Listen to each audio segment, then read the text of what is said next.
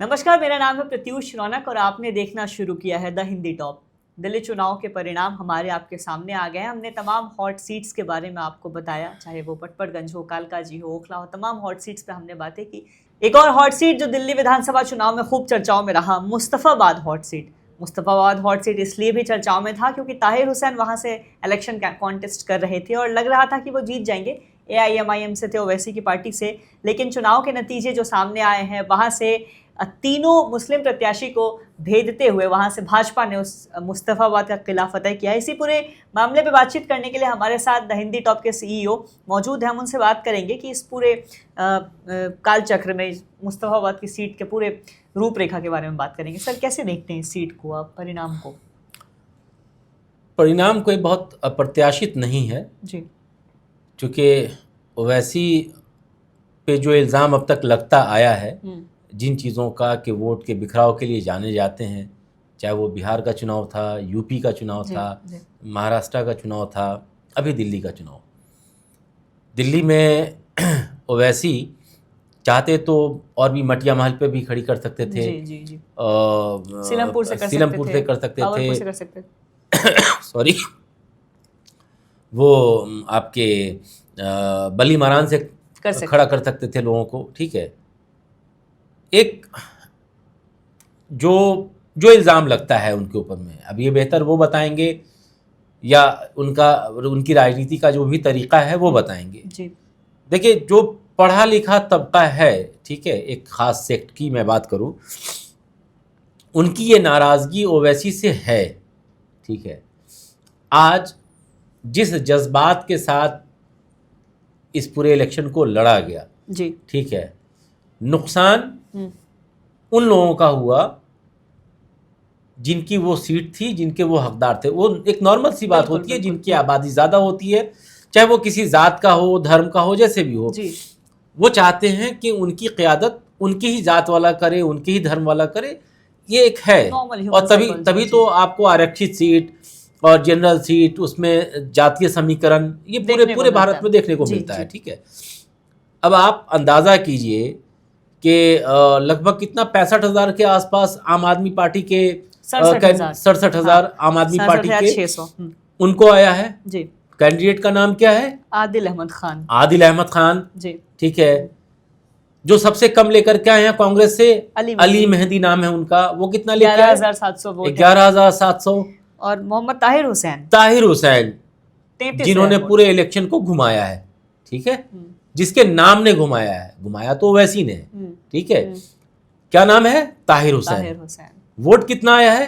33,000। अब इन तीनों के वोट को क्लब कीजिए आप, सोचिए, मतलब 1.25 लाख के आसपास। हाँ। अब भाजपा के प्रत्याशी 85 बिस्ट जो है, बिस्ट को कितना आया है? 85,000। अब आप ये सोचिए कि वो सीट, जिस जात धर्म, जिस तरह की भी राजनीति की बात करते हैं या जो पार्टी वाइज बात करते हैं, कोई एक आदमी अगर खड़ा होता वहां पे, वो सीट किसकी थी?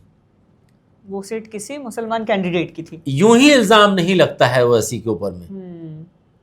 कुछ तो कारण है ना जी, ये कारण खुल के आता है। ठीक है, मैं कई लोगों के पोस्ट पर रहा था, इलेक्शन है, सब जायज़ है, कोई भी सेक्युलर नहीं है, सब ऐसा ही है, जो हुआ ठीक हुआ, आम आदमी पार्टी को उसकी औकात बताई, तरह तरह की बातें लोग बात कर रहे हैं।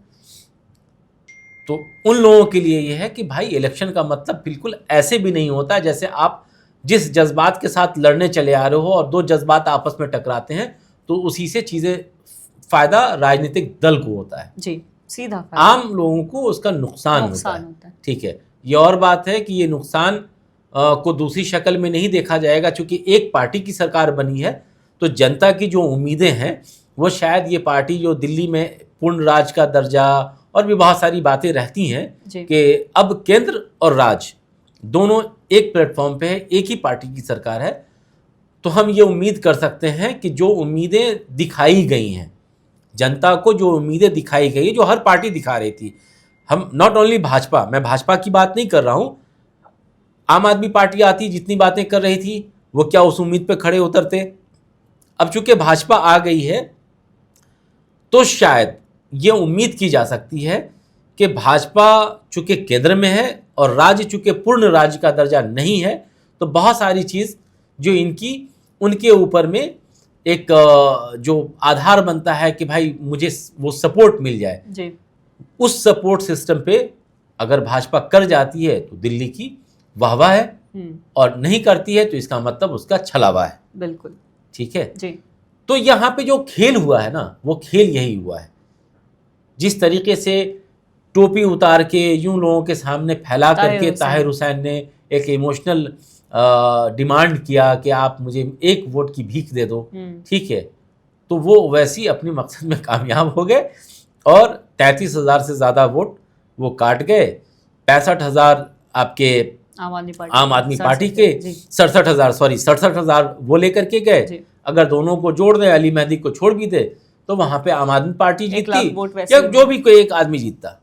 तो ये एक बड़े लार्जर स्केल पे सिर्फ 2 सीट लड़ाई गई थी, ओखला और दूसरा मुस्तफाबाद। ठीक है, अब मैं दोनों का फर्क बताना चाहूंगा। ओखला में क्यों अमानत अपनी सीट बचा गए जी, ठीक है, चूंकि केजरीवाल से नाराजगी तो मुसलमानों के बीच थी, केजरीवाल वहां गए भी नहीं थे, वो तो किसी भी मुसलमान सीट पे कहीं नहीं गए, ठीक है, नाराजगी तो थी। तो ठीक है, एक ब्रांड तो काम करता, आम आदमी पार्टी का अपना वोट रहा होगा, वो मिला भी है, ठीक है, बट वहां पे जो एक पढ़ा लिखा मुसलमानों का तबका था, जो इन चीज़ों को समझ रहा था कि बंटवारे की राजनीति कहीं ना कहीं हो रही है, तो उसने इस सीट को बचा लिया।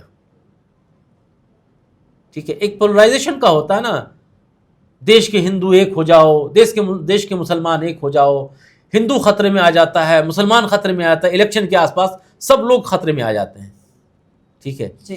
तो ये जो पोलराइजेशन का था, उसका फायदा बाकी जो 20-22 सीटें थी जहां पे मुसलमान 10%, 15%, 40% तक थे, वो फायदा आप पूरा डेटा आपने सुबह से देखा है जी। उस पूरे डेटा में 12 ऐसी सीट है जहां पे कांग्रेस ने ही आम आदमी पार्टी को नुकसान कर दिया।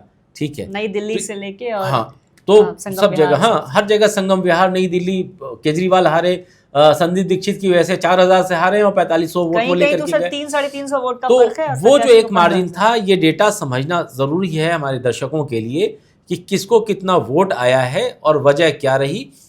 इसकी वजह से आम आदमी पार्टी की हार हुई है। ताहिर हुसैन नहीं हारे वहां जी। ताहिर हुसैन हारते तब जब उनके पास 67,000 का वोट होता ठीक है, तो ताहिर हुसैन तो 3rd पोजीशन पे रहे, ठीक है, 2nd पोजीशन पे वही आम आदमी पार्टी रही। ठीक है, तो ये वजह रही मुस्तफाबाद हारने की। मुस्तफाबाद सीट जहां पे कहा गया कि आपस में ही यूनिटी नहीं देखने को मिले। उमर अब्दुल्ला का भी एक ट्वीट आया, उन्होंने लिखा कि और लड़ो आपस में। तो जो मुस्लिम आपस में, जो मुस्लिम कैंडिडेट्स, अलग अलग पार्टी के मुस्लिम कैंडिडेट, क्योंकि मुस्लिम बहुल सीट रही है वो, तो मुस्लिम कैंडिडेट्स को उतारा गया। भाजपा साफ अपना रणनीति साधते हुए एक हिंदू कैंडिडेट उतारती है वहाँ पे और वो सीट निकाल कर ले जाते हैं। तो 2-3 लोग, प्रतीश मैं आपको बताऊंगा, इसी वजह से मनोज तिवारी ने बहुत सोचा समझा बयान दिया था, याद होगा, जिस बयान को हमने अपने यहाँ चलाया भी था कि हम, बल्कि शायद मेरे ख्याल से आपने ही इस पर एक कोई शो किया था कि हम मुसलमान सीट जो भी है, मुस्लिम बहुल इलाका, वहाँ भाजपा जीतेगी। हाँ, मुस्लिम बहुल वजह ये थी कि उनको पता था कि ये आपस में लड़ेंगे, बीच से हम निकलेंगे। वो इत्तेफाक है कि ओखला जैसी सीट बच गई, अदरवाइज वो जीतते हाँ, किसी भी, देखो जात और धर्म के बीच में यहाँ पे पूरा इलेक्शन पूरे भारत में होता है, तो उस बीच में ये चीजें बहुत आम हो गई हैं कि 3 लोग जब इकट्ठा एक जात या एक धर्म से निकल करके लड़ाई करेंगे तो ऑब्वियसली बात है तीसरा आदमी निकलेगा। हाँ, तो वो फायदा भाजपा को मिलना था। ये कैलकुलेशन भाजपा का बड़ा मजबूत था, इसी वजह से उसने उस तरीके के कैंडिडेट दिए और वो सीट निकालने में कामयाब हो गई। बहरहाल, तो ये था मुस्तफाबाद सीट का पूरा लेखा जोखा। और ये अभी देखना है कि भाजपा जो कि बहुमत में आ गई है दिल्ली में, तो चेहरा कौन बनता है सीएम का फेस, इसको लेके खूब सारी कवायद तेज़ हैं।